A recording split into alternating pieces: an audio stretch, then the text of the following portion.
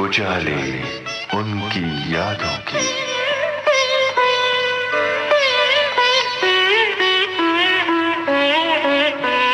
उजाले उनकी यादों की।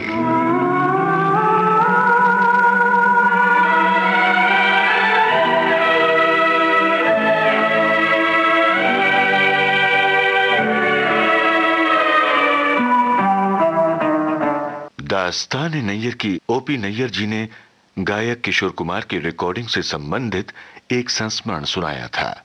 इसी कड़ी में उन्होंने अपनी धुनों की खासियत पर रोशनी डाली और बताया कब और कैसे उनकी मुलाकात हुई गायक मोहम्मद रफी साहब से। नैयर साहब ने अपने कुछ गीतकार साथियों को भी याद किया। अब आगे की कहानी दास्तान नैयर की 5वीं कड़ी।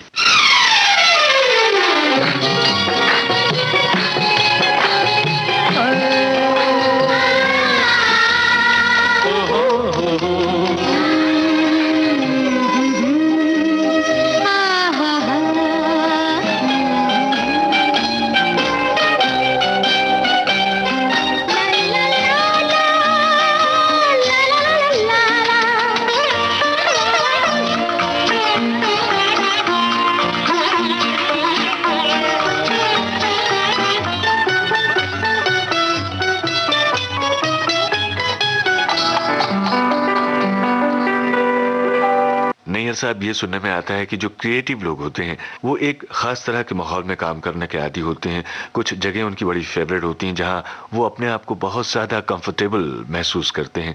हम आपसे ये जानना चाहते हैं कि आपका कौन सा स्टूडियो फेवरेट था? कुछ नहीं, कोई फेवरेट चीज नहीं। Favourite was money. पैसा लिया है और जाओ अपना रिकॉर्ड काम करो, जाओ बस, नथिंग एल्स। लेकिन कई लोग वर्कहोलिक हो जाते हैं और रात दिन सिर्फ अपने काम में ही डूबे रहते हैं। पैसा कमाना ही जिंदगी का मकसद हो जाता है। वो तो यानी कारीगरों का काम है, लेबरर्स का जुट हो जाना।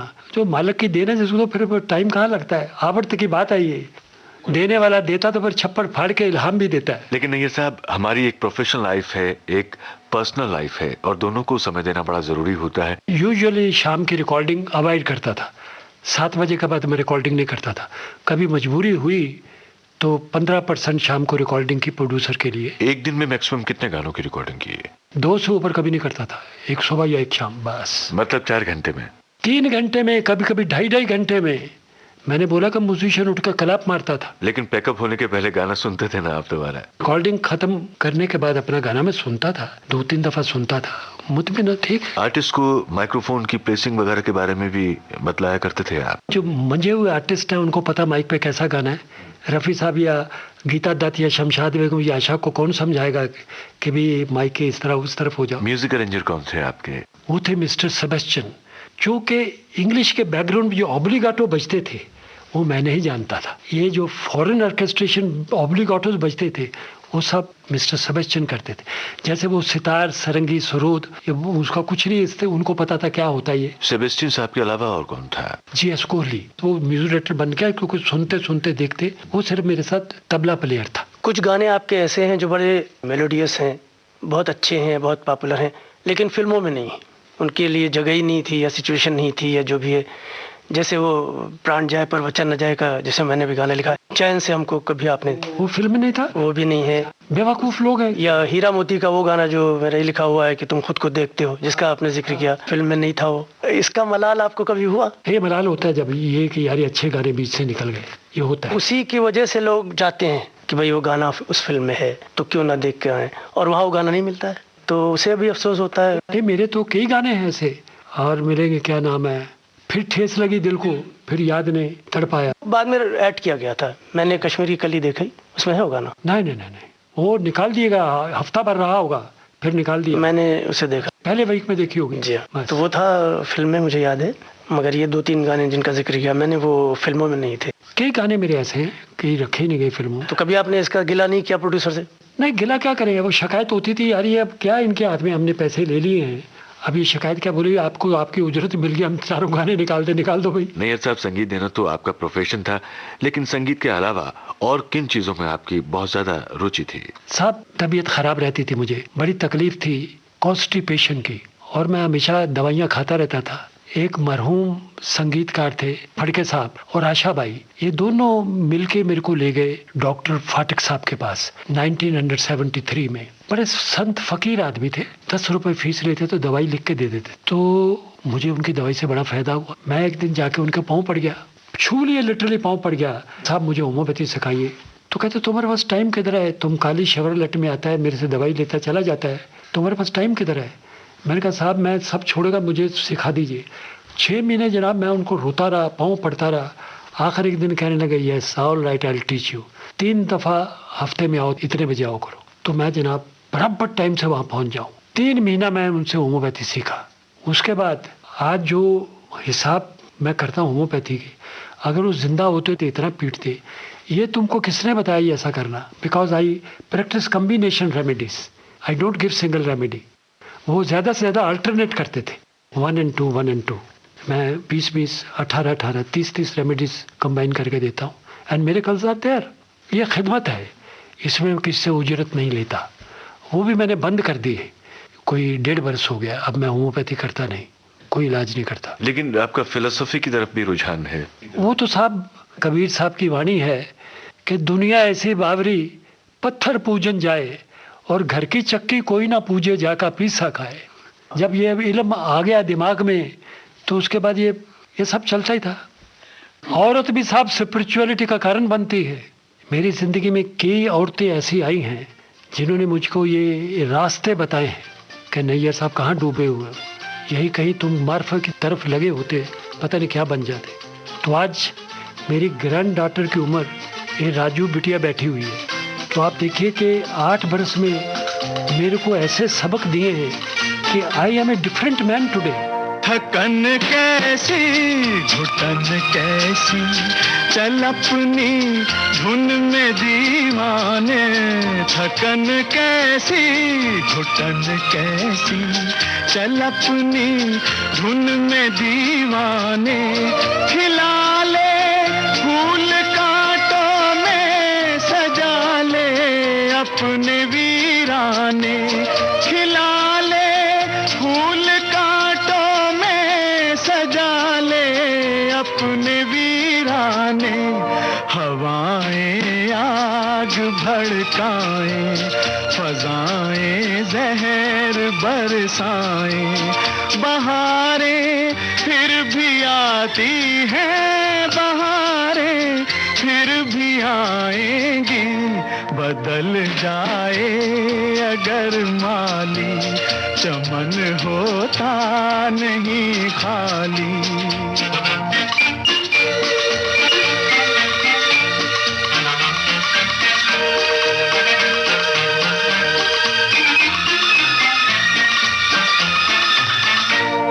अंधेरे क्या उजाले क्या, ना ये अपने न वो अपने।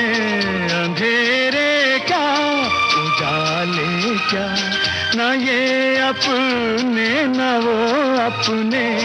तेरे काम आएंगे प्यारे, तेरे अरमां तेरे सपने। तेरे काम आएंगे प्यारे, तेरे अरमां तेरे सपने। जमाना तुझसे हो बरहम, न आए राह पर मौसम। बहारें फिर भी आती हैं, बहारें फिर भी आएंगी।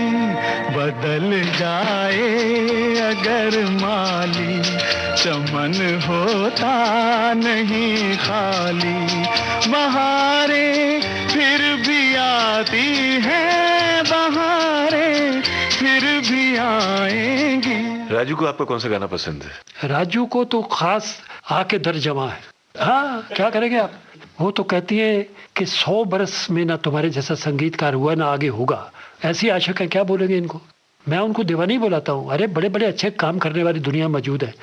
मसलन मैं खास तौर पे फैन हूँ रोशन साहब का। इतनी सुरीली रूह थी वो, बता नहीं सकता। रोशन साहब के संगीत की क्या बात आपको अच्छी लगती थी?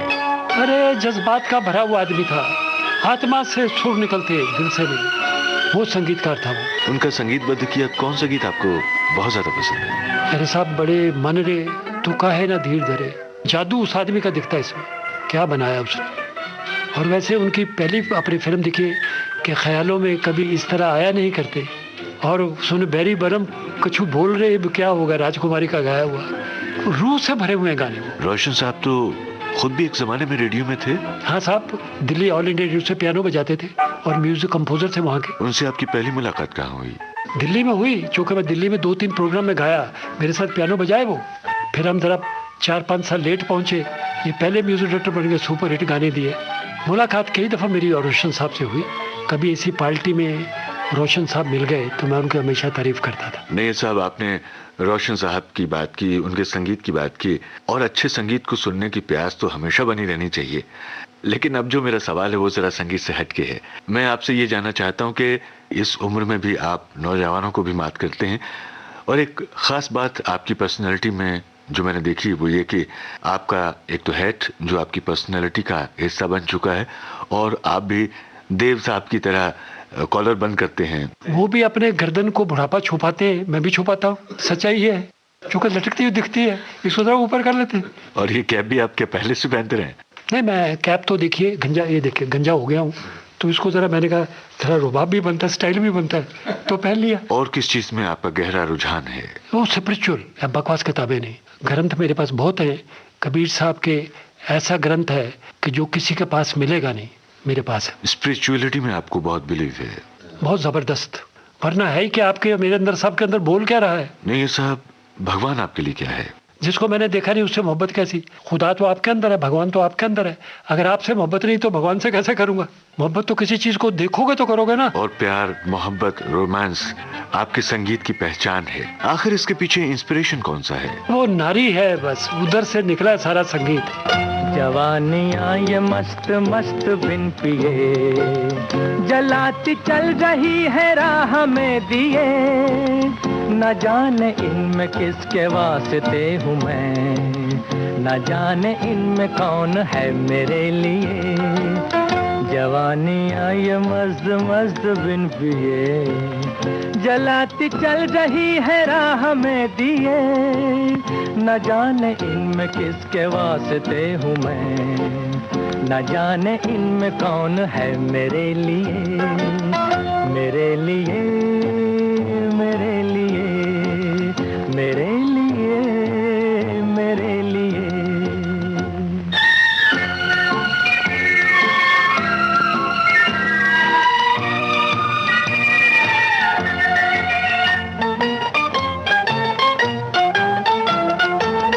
सभी हंसी सभी जवान कहाँ पे दिल को हारिए, सभी है दिल की महिमा किसे किसे पुकारिए, किसे किसे पुकारिए।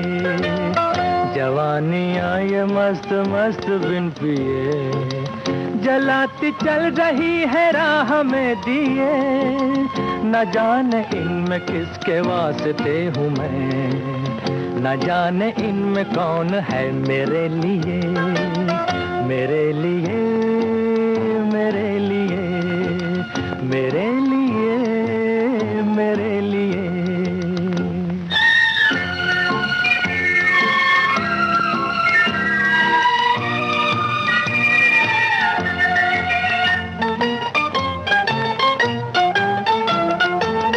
दीवाने हम थे चाह के तो बेकरार हो लिए, के दूर की निगाह के गुनाहगार हो लिए, गुनाहगार हो लिए।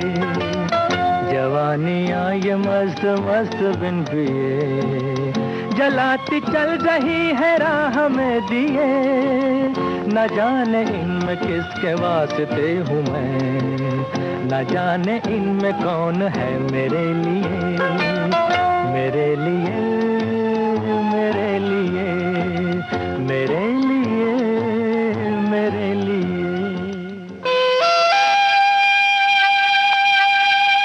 विविध भारती से आप सुन रहे हैं कार्यक्रम उजाले उनकी यादों के।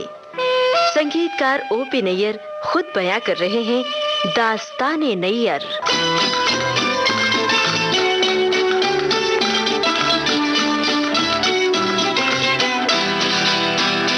अच्छा, नहीं, ये सब जिन फिल्मों में आपने संगीत दिया, उनको कभी सिनेमा हॉल में फैमिली के साथ जाकर के या दोस्तों के साथ जाकर के या फिर अकेले ही बैठकर आप देखते थे और अपना संगीत सुनते थे? कभी नहीं। ये एक और अनोखी बात है। हम पिक्चर अपने गाने पिक्चराइज देखते थे, जिस वक्त बैकग्राउंड म्यूजिक होता था उस वक्त देख लीजिए, सुनाओ दिखाओ यार, पिक्चर अपनी कभी देखता ही नहीं था। आपके बच्चे आपका संगीत सुनते थे? Most unmusical children, most unmusical women. मेरे घर में कोई म्यूजिक किसी को पता है कुछ नहीं म्यूजिक क्या चीज होती है। यानी नहीं, ये सब आपकी क्रिएटिविटी से, आपके संगीत सृजन से आपके घर वालों को कोई मतलब नहीं था? कुछ मतलब नहीं साहब। एक बात और है, आपके घर में कभी फिल्मी माहौल नहीं रहा? नहीं, कभी नहीं। कोई फिल्म का आदमी आना जाना नहीं, किसी को एंटरटेन ही नहीं किया। नहीं, आपने कभी इसके लिए फोर्स किया बच्चों को कि नहीं फिल्मी दुनिया ठीक नहीं है, या उनके अंदर ही ये बात नहीं थी? नहीं साहब, मैंने कभी कोच नहीं किया। देखो, माँ बच्चे पालती तो वो उसके ऊपर सारा दारोमदार है, तो अपने बच्चों को उसने बहुत अच्छी तरह पाला है, बड़ा किया है। घूमने का शौक रहा आपको? वो भी पहाड़ों पर, और कहीं नहीं। समंदर के किनारे मेरे को पसंद नहीं है, अशांत है। पहाड़ों में शांति है, ऊंचे ऊंचे पहाड़, वहां पर सूरज डूबता देखिए, बहुत शांति है पहाड़ों में, शांत खड़े, ये बेचैन है। तो नहीं, सब कभी ऐसा भी हुआ है कि आप किसी हिल स्टेशन में घूमने गए हैं और वहाँ आपने कोई धुन भी बनाई हो? एक धुन हमने मसूरी में बनाई थी, वो थी यही वो जगह है, यही वो फिजाएं, यहीं पर कभी आप हमसे मिले थे। यही वो जगह है, यही वो फिजाएं, यही पर कभी आप हमसे मिले थे।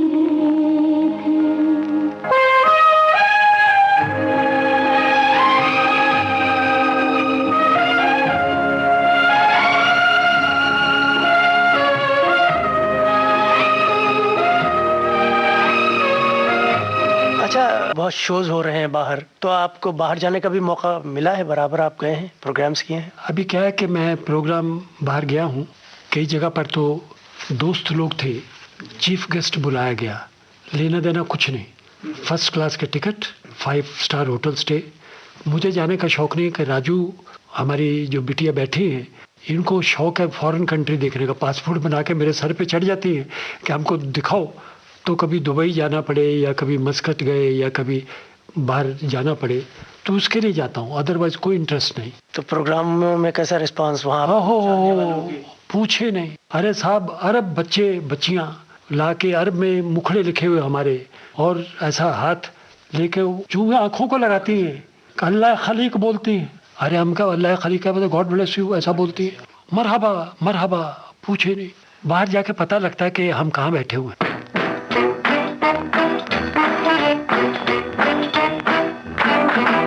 हांगकांग, चीन, मीना, सिंगापुर, हांगकांग, चीन, मीना, सिंगापुर, उड़ गई दिल की चिड़िया फुर, उड़ गई दिल की चिड़िया फुर। ओ बाबू, आई लव यू, कन मन कन मन कन मन खुर, बाबू बाबू। हांगकांग, चीन, मीना, सिंगापुर, हांगकांग, चीन, मीना, सिंगापुर, उड़ गई दिल की चिड़िया फुर, उड़ गई दिल की चिड़िया फुर। ओ बाबू, आई लव यू, कन मन कन मन कन मन खुर, बाबू बाबू।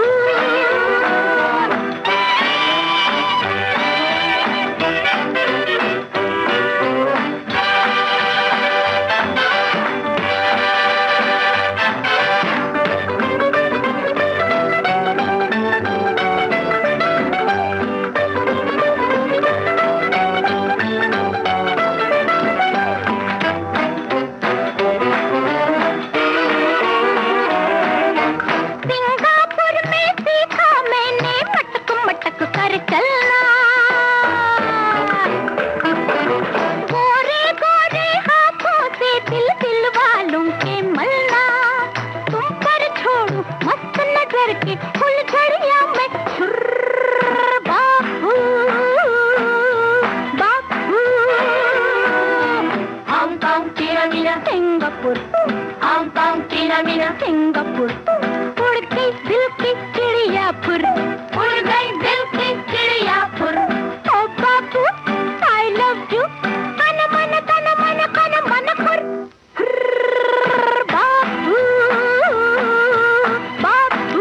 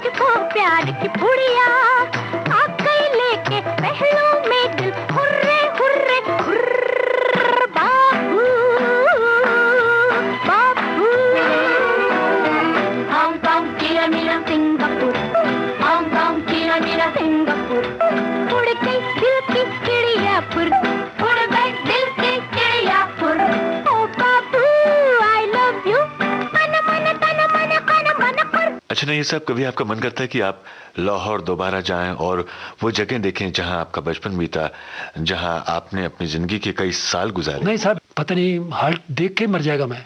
अरे यार, जिस शहर में बेटा कमल साहब हम पैदा हुए, जिस मिट्टी में रहे, best of the Punjab is taken away. Lahore से शुरू होता था, पेरिस ऑफ इंडिया। अरे हर चीज क्लीन, सड़कें ऐसी क्लीन कि आप ऐसा करें तो मिट्टी में न लगे आपके हाथ को, ऐसा क्लीन सिटी। नैयर साहब, उस शहर की सड़कों पर आप कई बार चले होंगे, कई बार उसकी गलियों से गुजरे होंगे, वहाँ के बाजारों की रौनक देखी होगी। अरे साहब, अनारकली क्या जगह, वहाँ के बंगाली मिठाई एक बंगाली था बनाता था, वो आज तक कहीं नहीं आपको मिलेगी खाने में। और वहाँ की वो पीठी की पूरी जो कि यूपी का हलवाई बनाता था, वो कहीं वो मिलेंगे नहीं बाद में। पर वो स्वाद आपको अभी तक याद है? हाँ साहब, याद है, क्यों नहीं याद रहेंगे। बचपन के दोस्तों के बारे में, कॉलेज के दोस्तों के बारे में कुछ याद है? बस एक देखो, दोस्त हमारी जिंदगी में कितना काम आया, एहसन भाटिया। बाकी दोस्त अब देखिए को, मैं तुम्हारे स्कूल में यार, मैं उस वक्त था, इस क्लास में था, अब उनकी शक्लें देखिए, मेरी शक्ल देखिए कि हुलिये बदल गए हुए। नहीं साहब, आपको एस्ट्रोलॉजी में भी बड़ा इंटरेस्ट है? देखिए साहब, ये एस्ट्रोलॉजी बड़ी खतरनाक चीज़ है। इसको मैं अपने सब दोस्तों को बोलता हूँ, मत मानिए इसको, लेकिन मैं नहीं निकल सकता खुद, क्योंकि मैं 18 वर्ष के अंदर इसके अंदर घुसा हुआ हूँ, मैं नहीं निकल सकता इसमें से। लेकिन क्या है कि ज्योतिष इसको, ये अगर आपको बोल दिया जाए आपका अच्छा होने वाला है, तो आप इस उम्मीद पे रहेंगे, 2 साल इस उम्मीद में रहेंगे, फिर उसके बाद गाली देंगे ज्योतिषी को। फिर अगर आपको बोल दिया जाए कि आपका बुरा होने वाला, आज से दुखी हो गए आप कि यार मेरा पता नहीं क्या होने वाला है, इस पे एतकाद करना गलत है। अच्छा नहीं सर, ये बताइए कि इस उम्र में आप अपने आप को कैसे चुस्त दुरुस्त रखते हैं? किस तरह का खान पान है आपका? साहब, मैं मोनो फूड खाता हूँ। दोपहर को मैं 2 बॉइल्ड एग्स लेता हूँ, ऑमलेट नहीं कभी खाता, अंडा फ्राई नहीं खाता, कुछ नहीं, 2 बॉइल्ड, उसमें तेल नहीं रहता है, और 2 फुलके खाता हूँ छोटे छोटे। मोनो फूड, अगर आज सब्जी खाई है तो कल दाल खाएगा, कल दाल खाई है तो परसों सब्जी खाएगा। एक सब्जी या एक दाल के साथ रोटी खाता हूँ, और रात को मैं सिर्फ फ्रूट खाता हूँ। फ्रूट भी क्या, वो 4 चीकू हमारी राजू लाती हैं, वो काट के खिला देती, कोई खाना वाना नहीं खाता। नहीं, ये सब इस पूरी बातचीत के दौरान राजू का जिक्र कई बार आया, और राजू इस रिकॉर्डिंग के दौरान मौजूद भी रही। लगता है आप राजू की बात बहुत मानते हैं। ये मेरी अम्मा है जी, ये ना होती तो मुझे 15 वर्ष हो गए घर से निकले हुए, तो ये ऐसी देखभाल करती है कि शायद जिसने मुझे पैदा किया उसने भी नहीं किया, ना मेरी बीवी बच्चों ने मेरा ऐसा ख्याल किया है जो राजू करती। नहीं, ये सब अभी अभी आपने जिक्र किया कि 15 बरस पहले आपने घर छोड़ दिया, क्या वजह है इसके पीछे? Individuality and self respect are expensive commodities. तो सेल्फ रिस्पेक्ट हमको बहुत अपनी प्यारी है। कोई छोटी सी बात से घर छोड़ के निकल गए। कोई फिल्म भी छोड़ी आपने इस बात पे? ना ना ना, फिल्म कैसे छोड़ेंगे, जहाँ माल मिलता है। ये तो उल्टा लूटते, तू यहाँ से जान के छुटकारा हुआ, भाई ले ले जाओ, हमको छोड़ो, अब आजाद है हम। तेरा कोई साथ ना दे तो तू खुद से प्रीत जोड़ ले,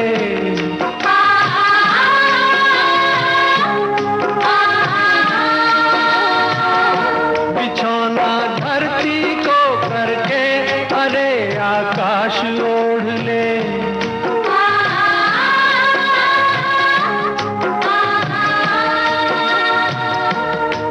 यहाँ पूरा खेल अभी जीवन का तूने कहाँ है खेला। चल अकेला, चल अकेला, चल अकेला। तेरा मेला पीछे छूटा राही चल अकेला। चल अकेला, चल अकेला, चल अकेला। तेरा मेला पीछे छूटा राही चल अकेला।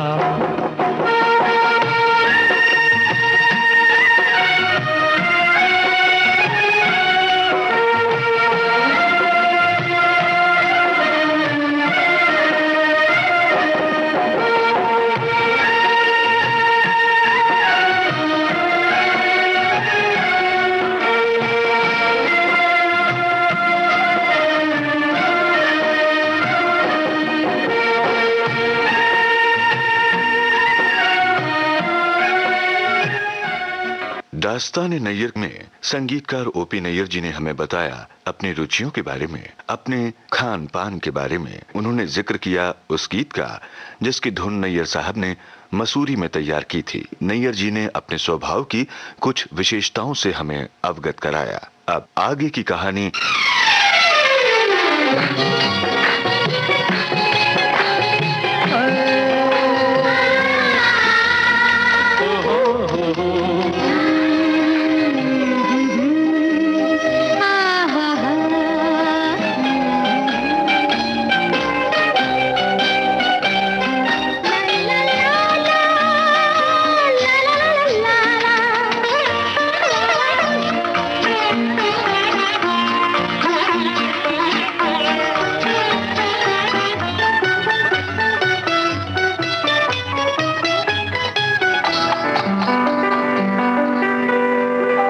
नैयर साहब, जिंदगी में अगर हम कुछ पाते हैं, हमारी जो उपलब्धियां होती हैं, अचीवमेंट्स होते हैं, उन पर हमें जहां नाज होता है, वहीं अगर जिंदगी में हम कभी कोई चीज खोते हैं तो उस पर अफसोस भी होता है। No complexes, no frustrations and no regrets, ये मेरी पॉलिसी रही है।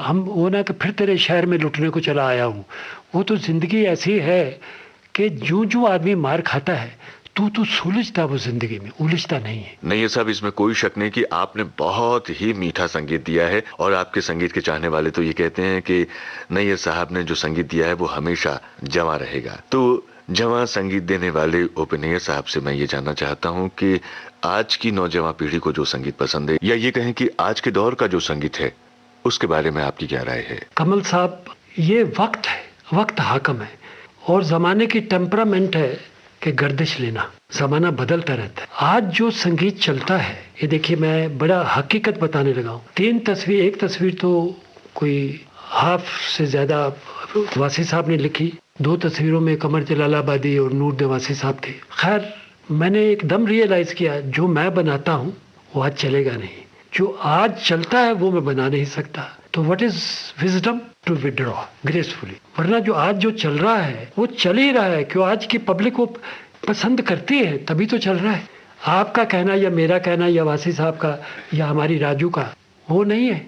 वो जो चल रहा है आज वो सत्य है, पब्लिक आज यही चाहती है। नैयर भाई, लेकिन आपकी बात को काटते हुए आपसे एक बात इस शेर के साथ कहूँगा कि बदलती रुत का असर है तमाम लहजों पर, जो सुनाई देती है फिर भी तेरी सदा मुझको। ये तो क्या है, हकीकत चाहने वाले जो हैं, जो कि रिच सोल्स के आदमी हैं, वो रिच ही बातें करेंगे। आज ज़माना डिटोरेट हो रहा है। आप टीवी लगाइए, रिक्स मिक्स देखिए, जब जो भी लड़कियां देखी वल्गर हैं, तो ये चल रहा है आज। ना इस पर गवर्नमेंट नज़र करती है, ना टीवी वाले नज़र करते हैं कि बच्चे ये देखते हैं, वो उम्र कम सन के भी। लेकिन इसकी वजह आप क्या मानते हैं? वो क्यों चल रहा है ज़्यादा? और वो गाने वही जो ज़माने में मशहूर हुए, या आपके गाने या और दूसरे म्यूज़िक डायरेक्टरों के गाने जो थे, वो उसी शक्ल में लोगों को कबूल तो हैं, लेकिन फिर भी उसको एक दूसरे शक्ल में, एक दूसरे रंग में क्यों देखना चाहते हैं? एक हिसाब ये तो कमर्शियल वर्ल्ड है। What succeeds is true, what does not succeed is untrue. Commercial world की बातें हैं ये। नहीं साहब, इसमें कोई शक नहीं कि एक कलाकार को जनता की तरफ से, अपने चाहने वालों की तरफ से जो प्यार, जो सम्मान मिलता है, वो उसके लिए सबसे बड़ा पुरस्कार होता है। लेकिन इसके अलावा भी कुछ पुरस्कार, कुछ सम्मान एक कलाकार के लिए बड़े मायने रखते हैं।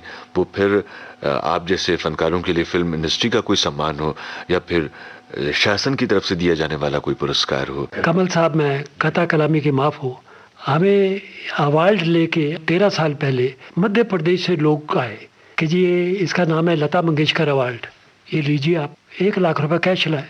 हालांकि मुझे पैसे की सख्त ज़रूरत थी उस वक्त। मैंने उनसे कहा कि देखिए, लता बाई को एक तो मैंने गंवाया नहीं, ठीक है, नंबर 2 वो अवार्ड जो है हमेशा मरे हुए आदमी के नाम रखा जाता है, लता बाई जिंदा है।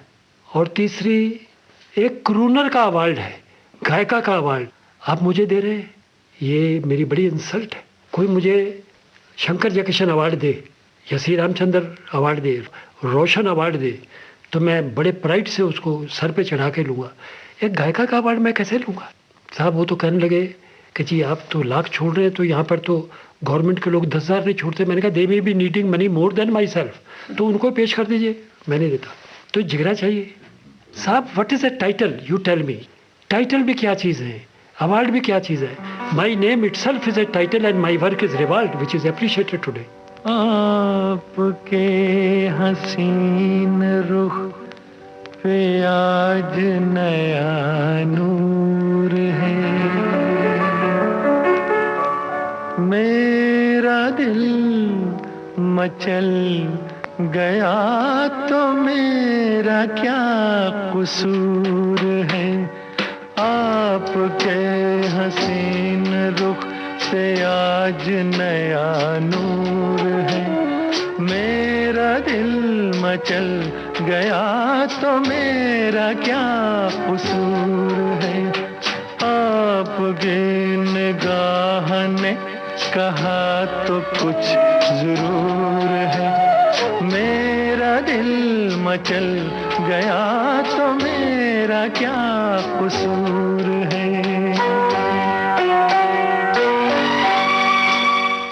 बहारें फिर भी आएंगी, सन 1966, गायक मोहम्मद रफी, गीतकार अनजान। खुली लटों की छाँव में खिला खिला ये रूप है,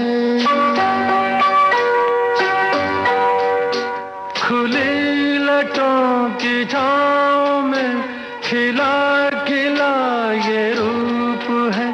घटा से जैसे छन रही सुबह सुबह की धूप है, जिधर नजर मुड़ी, जिधर नजर मुड़ी, जिधर नजर मुड़ी, उधर सुरूर ही सुरूर है।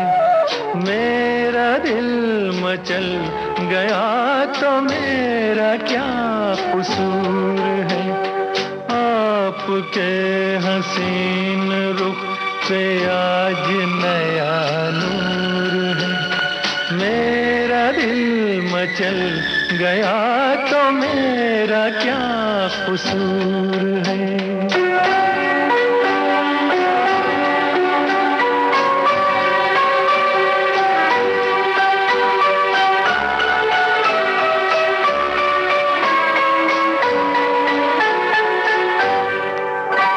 झुकी झुकी निगाह में भी है बला की शोखियाँ, झुकी झुकी निगाह में भी है बला की शोखियाँ। दबी दबी हंसी में भी तड़प रही हैं बिजलियाँ। शबाब आपका, शबाब आपका, शबाब आपका नशे में खुद ही चूर चूर है। मेरा दिल मचल गया तो मेरा क्या कसूर है। आपकी निगाह ने कहा तो कुछ जरूर है, मेरा दिल मचल गया तो मेरा क्या कसूर है।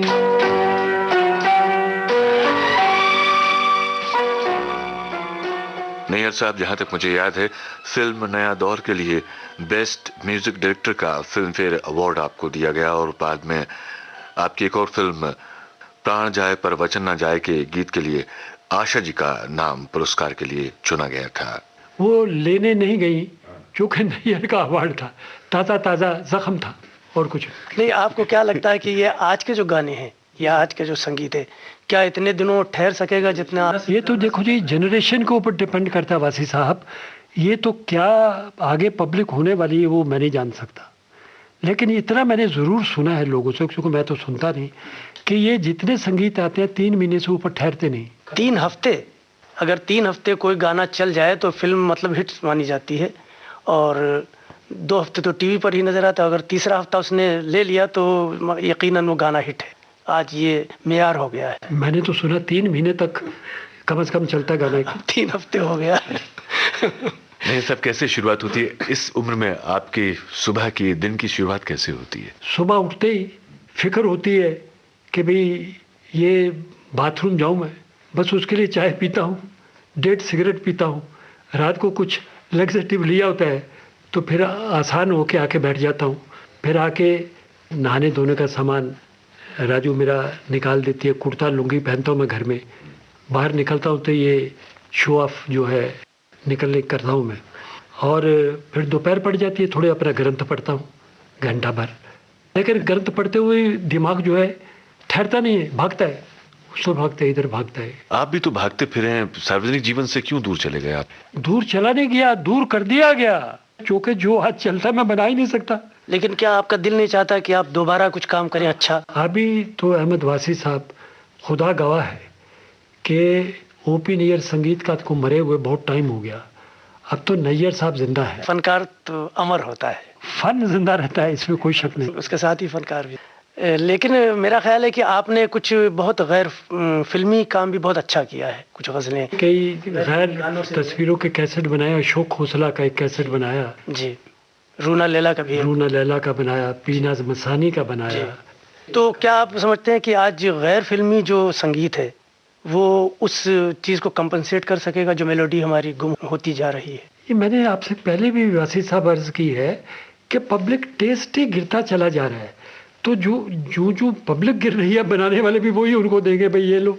लेकिन नहीं साहब, जहां तक फिल्म म्यूजिक की बात है तो आपका जो स्टाइल है वो सबसे डिफरेंट रहा, आपका अपना एक अलग ही स्टाइल रहा। हाँ, ये सच सही बात है। मैं इस इंडस्ट्री में रहा हूँ जैसे मैंने चाहा, ना कि जैसे इंडस्ट्री ने चाहा। I have lived my life as I desired. इस दुनिया से निराला हूँ मैं, जादूगर मत वाला हूँ। इस दुनिया से निराला हूँ मैं, जादूगर मत वाला हूँ। मेरे गीत में वो जादू है, पाँव तेरे रुक जाएंगे।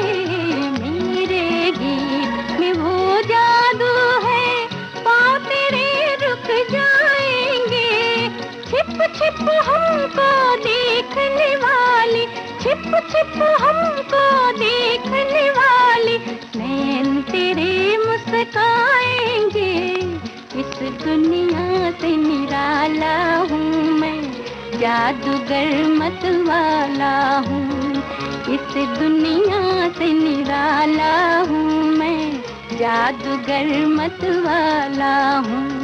तान रसीली गाकर तूने मेरा मन लहराया रे। तान रसीली गाकर तूने मेरा मन लहराया रे। मैं तो यही जानूं बस इतना ही मानूं, तूने जादुआन जगाया रे। मैं तो यही जानूं बस इतना ही मानूं, तूने जादुआन जगाया रे।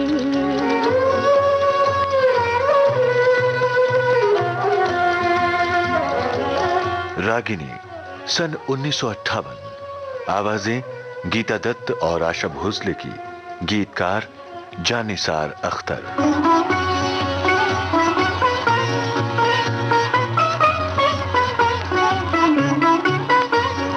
कैसे रूठ सकेंगे तुझसे, जान के हम बन जाते हैं। कैसे रूठ सकेंगे तुझसे, जान के हम बन जाते हैं। देखो देखो कैसे हम तुम, देखो देखो कैसे हम तुम रूठ के फिर मन जाते हैं।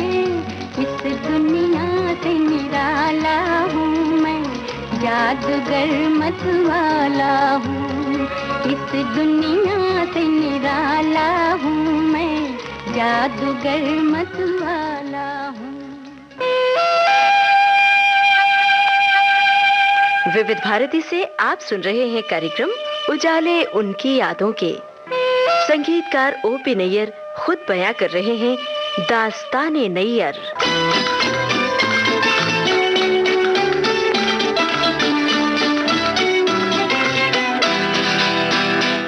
नैयर साहब, ये बताइए कि संगीत से आज भी आप किसी न किसी रूप में जुड़े हैं? नहीं, तौबा कीजिए, तौबा तौबा शेख जी, तौबा का फिर किसको ख्याल। छोड़ दीजिए, वो छोड़ दिया सब चीजें, उसके अंदर हुई नहीं अब मैं। लेकिन अगर आपको इस तरह का कोई ऑफर दिया जाए, या कोई प्रोड्यूसर है या कोई कंपनी आपसे रुजू करे कि हम दोबारा आपके साथ काम करना चाहें, तो आप करेंगे? बिल्कुल नहीं करूंगा। क्यों, उसकी वजह? नहीं, मेरे को काम ही नहीं करना है अभी। वो रूह उठ गई है।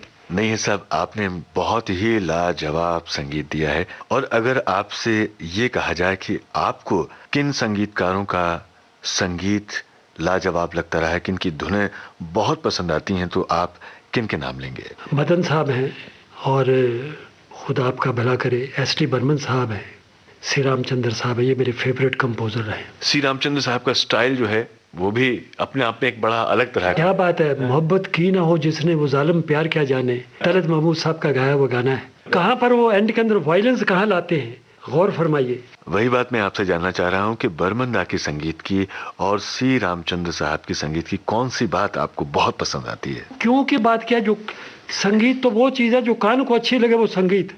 तो हर एक आदमी का अपना स्टाइल रहा है। मुझे एक तस्वीर थी शारदा, श्री रामचंद्र साहब का म्यूजिक था, बहुत अच्छे गाने थे। वो चांद जहाँ हो जाए। हाँ, नहीं, ये सब क्रिएटिव लेवल पर कभी किसी के काम से आपको ऐसा लगा कि ऐसा म्यूजिक मैं दे पाता, या उसके काम ने आपको बहुत ज्यादा प्रभावित किया हो? नहीं साहब, मुझे सिर्फ एक तस्वीर, जबकि मैं संगीतकार नहीं था, बरसात राज कपूर की, जब मैंने वो शंकर जयकिशन का गाना सुना, जिया बेकरार है, लता बाई गाई है, क्या गाई है वो औरत। आज तक मुझे जिंदगी में उसका ये गाना, मैं जहाँ भी जाता हूँ हमेशा अनाउंसर्स को रिक्वेस्ट करता हूँ कि नैयर साहब अपनी पसंद का एक गीत सुनाएंगे, तो मैं लता बाई का ये गाना बजाता हूँ, जिया बेकरार है। तो आपको भी रिक्वेस्ट करूँगा, अगर आप बुरा ना माने तो ये गाना सुनवाइएगा। फिल्म बरसात सन 1949, संगीतकार शंकर जयकिशन, गीतकार हसरत जयपुरी। जिया बेकरार है, छाई बहार है, आजा मोरे बाल माँ तेरा इंतजार है। जिया बेकरार है, छाई बहार है, आजा मोरे बाल माँ तेरा इंतजार है। ओ सूरज देखे चंदा देखे सब देखे हम तरसे हो, सब देखे हम तरसे। ओ सूरज देखे चंदा देखे सब देखे हम तरसे हो, सब देखे हम तरसे। जैसे बरसे कोई बदरिया ऐसे अखियां बरसे, जैसे बरसे कोई बदरिया ऐसे अखियां बरसे, ऐसे अखियां बरसे। जिया बेकरार है, छाई बहार है, आजा मोरे बाल माँ तेरा इंतजार है। जिया बेकरार है। रफी साहब की आवाज के बारे में आप क्या कहेंगे? मोहम्मद रफ़ी आवाज़ खींचते थे, बांधते थे तो पता लगता था कोई सिंगर गा रहा है, इल्हामी आवाज़ गा रही है। और रफी साहब ने तो आपके गीत क्या खूब गाए हैं, क्या कहने उनके। नहीं बताया तो फौरन गुनगुना नहीं लेते थे, वो सीखना पड़ता था। हाँ, यह आसान काम नहीं था। नैयर का गाना सांस खींचता, मैंने पहले अर्ज की है, सुनने में बहुत अच्छा लगता है, गाने में फिर तबीयत साफ होती है। तो कभी ऐसा हुआ है नैयर साहब कि रफ़ी साहब गा रहे हैं और आपको उनका गाना पसंद नहीं आया और आपने कहा कि नहीं यूं गाइए? वो होमवर्क करके आते थे और मैं होमवर्क करके जाता था। इसमें मैंने कोई दखल अंदाजी नहीं है, स्ट्रेट बात है। कोई भी मेरा आर्टिस्ट, गीता दत्त, शमशाद जी, ना जब सोच के चले गए उसकी नोटेशन हो चुकी है तो फिर उसमें बदली किस बात की? जैसा तस्वर किया वैसा ही रिजल्ट आता था। हाँ, यही इसी से कमल साहब, होमवर्क की तैयारी बड़ी ज़रूरी चीज़ है कंपोज़र के लिए, इसलिए एक टेक में गाना करता था।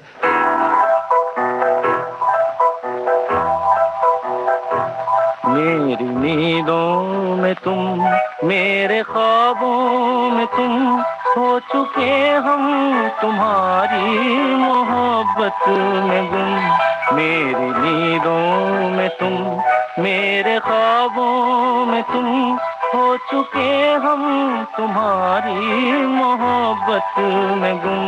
मन की वीणा की धुन तू बलम आज सुन, मेरी नजरों ने तुझको लिया आज चुन।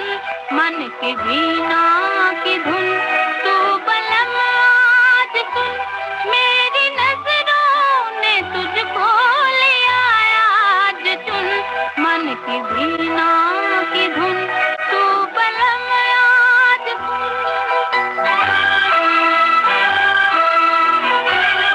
नया अंदाज 1956, आवाजें किशोर कुमार और शमशाद बेगम की, गीतकार जानिसार अख्तर।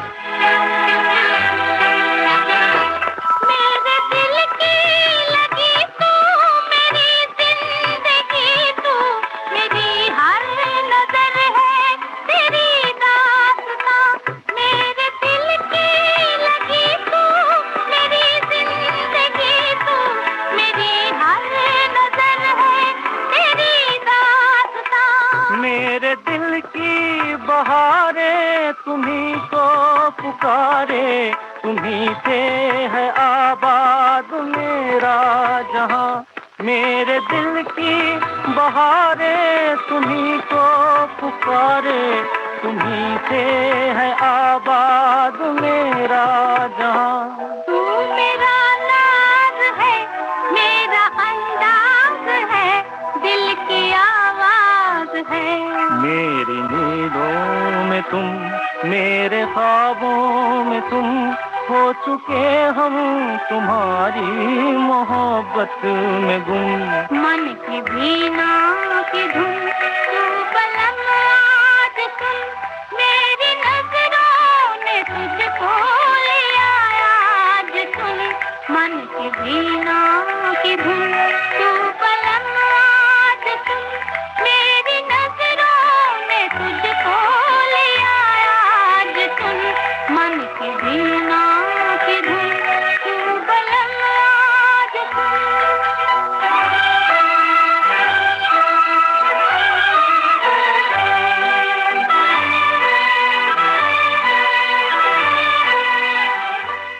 नैयर साहब, जिंदगी में आपके लिए सबसे ज्यादा मूल्यवान, सबसे जरूरी चीज क्या रही? साहब, मुझे जिंदगी भर दरकार रही औरत की मोहब्बत की, और मुझे खूब मिली वो।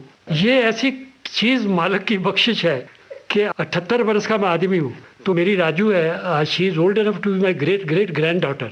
वो अच्छा कपड़ा पहनती है तो मैं उसको बोलता हूँ बहुत अच्छा। तो ये श्रृंगार बना ही औरत के लिए, आदमी के लिए क्या बनेगा, क्या करेगा? कितने में सूट पहन ले, कुछ भी कर ले, हीरो बन जाए, पर्सनैलिटी बन जाए। हम तो औरत के पुजारी पैदा हुए, औरत के पुजारी हैं, और मौत भी किसी औरत की गोद में ही होगी, इतना पक्का गारंटी है। वो मजाज का शेर मुझे याद आ रहा है जी कि साहब। मौत भी इसलिए गवारा है, मौत आता नहीं है आती है। क्या बात है फासी साहब, ये शेर लिखूंगा मैं आपसे।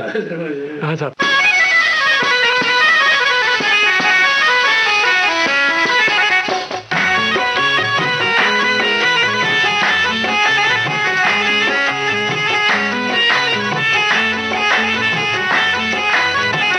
सुभान अल्लाह है, हंसी चेहरा है, सुभान अल्लाह हंसी चेहरा, ये मस्ताना अदाएं, खुदा महफूज रखे हर बला से, हर बला से। तुम्हें देखा है तो दिल बोला है, तुम्हें देखा तो दिल बोला कि तुमको दूं दुआएं। खुदा महफूज रखे हर बला से, हर बला से।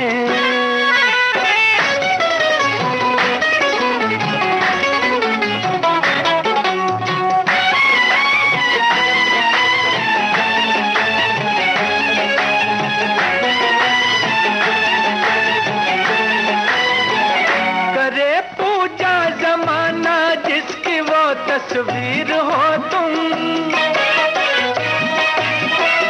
मिला करती है जन्नत जिससे वो तकदीर हो तुम, मिला करती है जन्नत जिससे वो तकदीर हो तुम। कमर पतली है, नजर बिजली है, कमर पतली नजर बिजली है, जुल्फें या घटाएं। खुदा महफूज रखे हर बला से, हर बला से। सुभान अल्लाह हंसी चेहरा ये मस्ताना अदाएं। खुदा महफूज रखे हर बला से, हर बला से।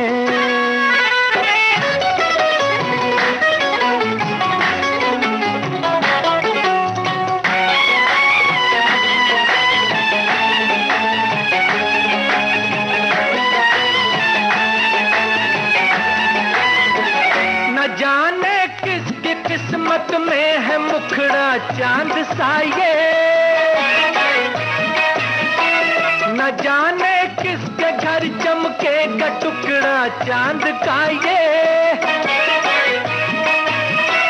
न जाने किसके घर चमकेगा टुकड़ा चांद का ये। इजाजत हो है तो फिर हम भी है, इजाजत हो तो फिर हम भी मुकद्दर आजमाएं। खुदा महफूज रखे हर बला से, हर बला से। सुभान अल्लाह हंसी चेहरा ये मस्ताना अदाएं। खुदा महफूज रखे हर बला से, हर बला से।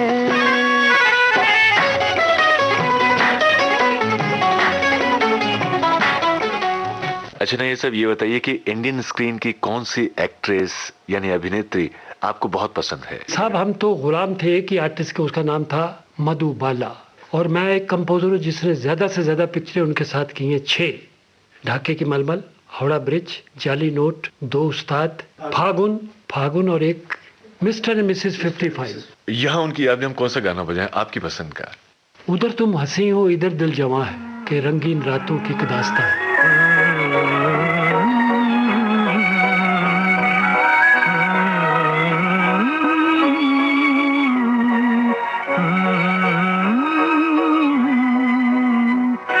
उधर तुम हंसी हो इधर दिल जवां है, ये रंगीन रातों की एक दास्तां है। उधर तुम हंसी हो इधर दिल जवां है, ये रंगीन रातों की एक दास्तां है। ये कैसा है नगमा, ये क्या दास्तां है, बताए मोहब्बत मेरा दिल कहाँ है। ये कैसा है नगमा।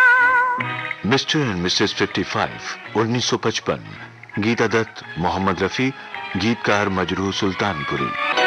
उधर तुम हंसी हो इधर दिल जवां है, ये रंगीन रातों की एक दास्तां है। उधर तुम हंसी हो इधर दिल जवां है, ये रंगीन रातों की एक दास्तां है। ये कैसा है नगमा, ये क्या दास्तां है, बताए मोहब्बत मेरा दिल कहाँ है। ये कैसा है नगमा।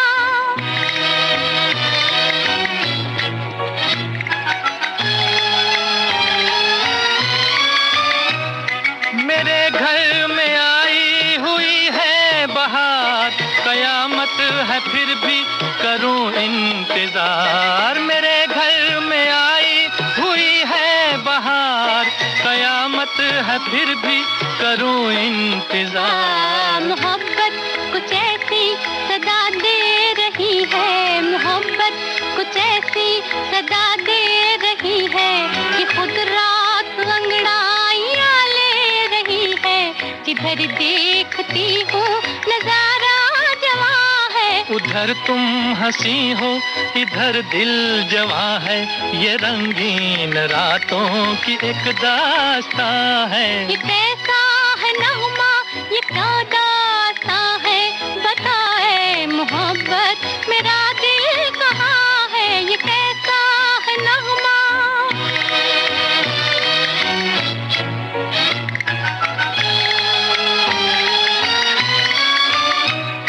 सुलगती है तारों की परछाइयाँ, बुरी है मोहब्बत की तन्हाइयाँ। सुलगती है तारों की परछाइयाँ, बुरी है मोहब्बत की तन्हाइयाँ। महकने लगा मेरी जुल्फों में कोई, महकने लगा मेरी जुल्फों में कोई। लगी जागने धड़कने सोई सोई, मेरी हर नजर आज दिल की जुबां है। उधर तुम हंसी हो इधर दिल जवां है। ये रंगीन रातों की एक दास्तां है। ये कैसा है नगमा, ये क्या दास्तां है, बताए मोहब्बत मेरा दिल कहाँ है। ये कैसा है नगमा।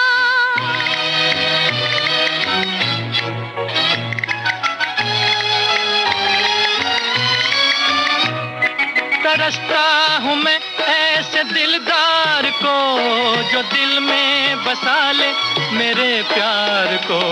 तरसता हूँ मैं ऐसे दिलदार को, जो दिल में बसा ले मेरे प्यार को। तेरे ख्वाब है मेरी रातों पे छाए, तेरे ख्वाब है मेरी रातों पे छाए।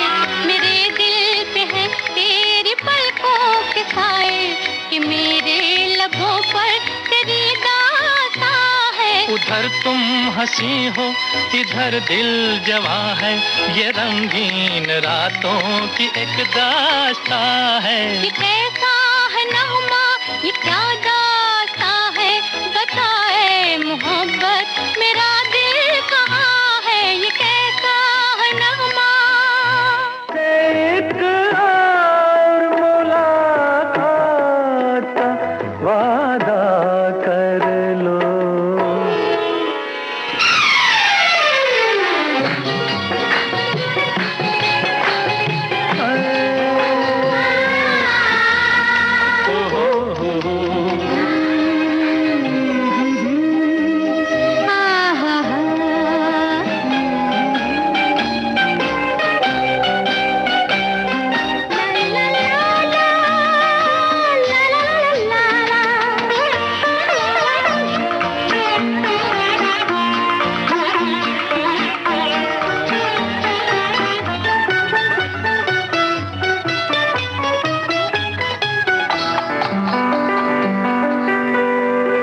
उजाले उनकी यादों के इस कार्यक्रम में अभी आप सुन रहे थे दास्ताने नैयर की 5वीं कड़ी। जाने माने संगीतकार ओपी नैयर से कमल शर्मा, अहमद वसी और यूनुस खान की लंबी बातचीत पर आधारित इस कार्यक्रम के रिकॉर्डिंग इंजीनियर थे दिलीप कुलकर्णी। प्रस्तुति सहयोग दिया परिणीता नाइक और चंद्रशेखर भूयार ने। दास्ताने नैयर की इस कड़ी को संयोजित और संपादित किया राकेश जोशी ने। विविध भारती की ओर से इसे आपकी सेवा में प्रस्तुत किया कमल शर्मा ने। तो अगले हफ्ते जरूर सुनिएगा। उजाले उनकी यादों की।